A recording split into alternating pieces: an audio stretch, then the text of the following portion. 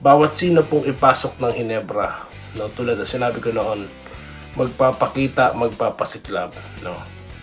Kaya yung mga nagsasabi po na magic bunot itong si Ralph Koo, no, sinasabi ko sa inyo ngayon, hindi ako naniniwala sa mga magic bunot na yan. Okay, yung mga sinasabi ng ibang vlogger dyan. How can you say, or ano bang ibig sabihin ng magic bunot?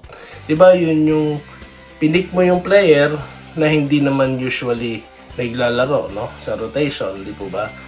So, kinuha siya ng player parang, by chance, no? Di ba ganun yon? Si Ralph Koo, mga boss, di ba? Yung nakaraang quarterfinals, yun pinakita niya na kung noon pa, hindi pa quarterfinals, yung capability niya, he's a shooter.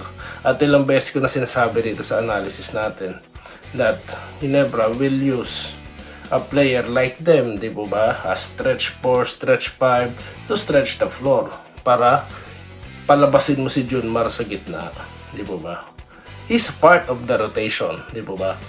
Nagkataon na nasaktan si Troy at ang San Miguel po is good enough dahil instead na gamitin po yung mas malaki, mas heavy kay Ralph Koo, no, ginamit nila si Kahilig. Match na match sila ni Koo. Kaya Hinebra coach Tim Cone that time never hesitated to pick him up, di ba?